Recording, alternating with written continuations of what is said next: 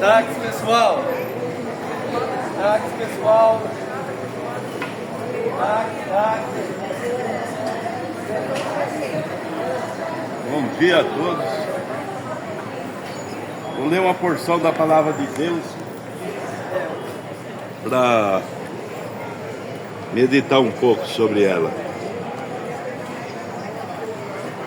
Como também diz em Oséias: chamarei meu povo a quem não era meu povo, e a amada a quem não era amada. E sucederá que no lugar em que lhes foi dito: vós não sois meu povo, aí serão chamados filhos do Deus vivo. Também Isaías chamava acerca de Israel: ainda que o número dos filhos de Israel seja como a areia do mar, o remanescente que será salvo. Porque o Senhor executará na sua palavra sobre a terra, completando-a e abreviando-a. E como antes disse Isaías: se o Senhor dos exércitos não nos deixar descendência, teríamos sido feitos como Sodoma e seríamos semelhantes a Gomorra. Que diremos, pois, que os gentios que não buscavam a justiça alcançaram justiça? Sim, mas a justiça que é pela fé. Mas Israel, que buscava a lei da justiça, não chegou à lei da justiça. Então nós vemos aqui por essa escritura que o povo de Deus não era nós, os gentios. O povo de Deus era Israel. Só que Deus trata com Israel pela lei. E nós, pela rejeição de Israel, que rejeitou a Jesus Cristo como seu Salvador e seu Deus, o Evangelho veio para os gentios. Então, os gentios são salvos pela fé. E a fé vem pelo ouvir a palavra de Deus. Então, essa é a maneira que Deus salva o homem. É pela fé, ouvindo a palavra dele. Israel, Deus já tratava pela lei. Eles obedeciam a lei, no pingo da letra. Obedecia tanto a lei que os extremos que eles chegaram levou eles a crucificar o próprio Deus que fez a lei.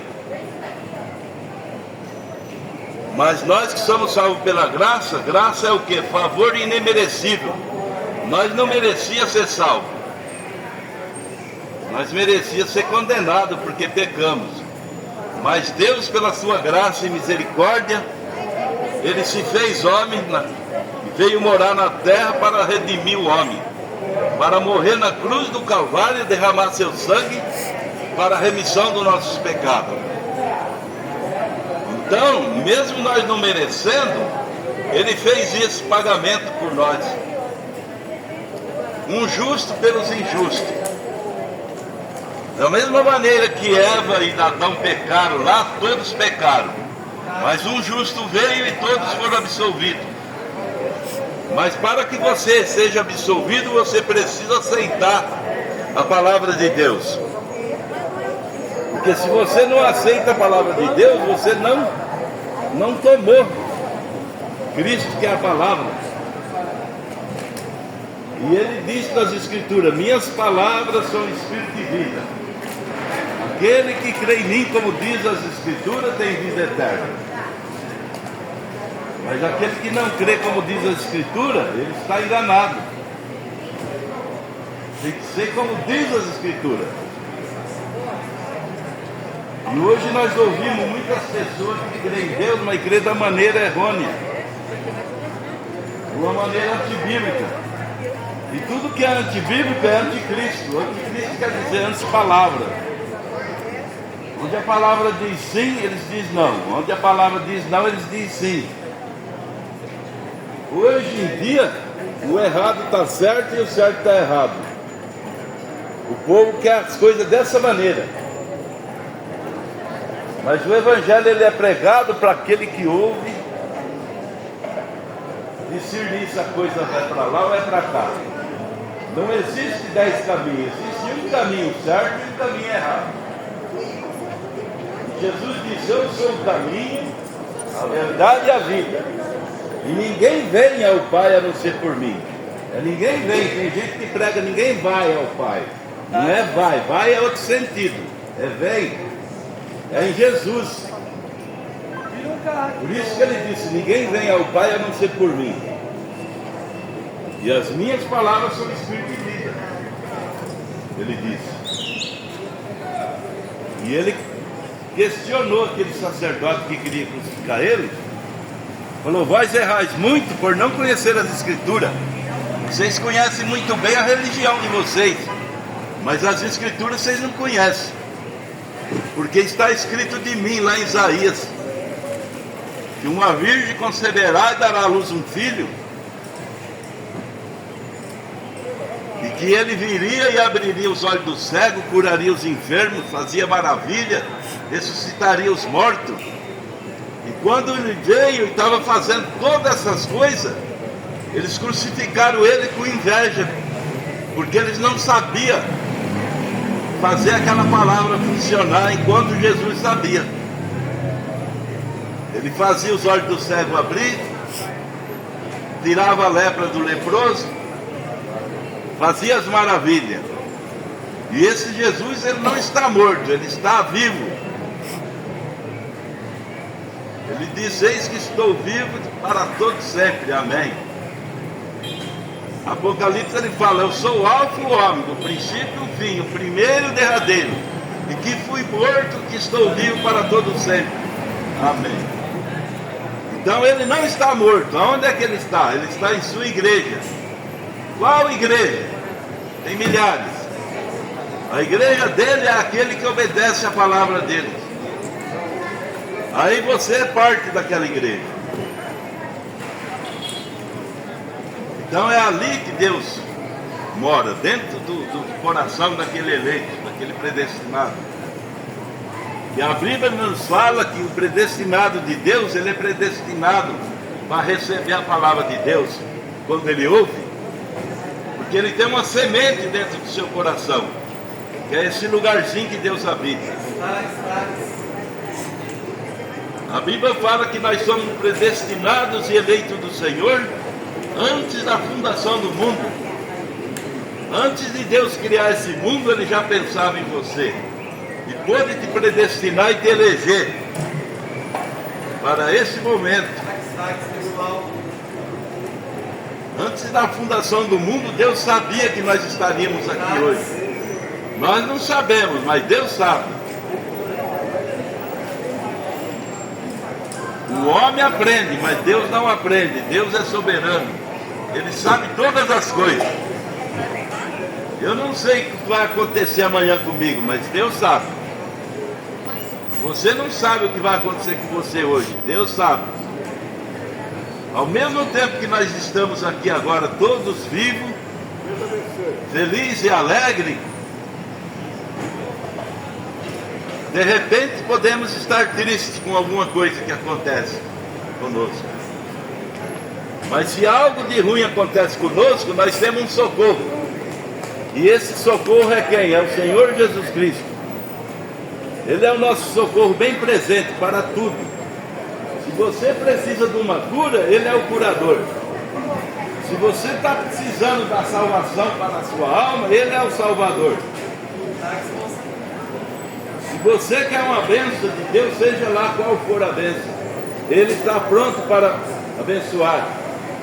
E não é da maneira que os pregadores ensinam que Deus vai te abençoar se você dá dinheiro, não. Essas bênçãos já foi feita na cruz do Calvário. Quando Jesus Cristo morreu na cruz do Calvário, Ele levou todas as nossas enfermidades, nossas dores, nossos pecados. Só basta você crer naquela hora que você exerce aquela fé, você conquista aquilo. Aquilo vem para você automaticamente. Você não precisa dar dinheiro para receber bênção, não. E nem fazer campanha. Deus abençoe, irmão.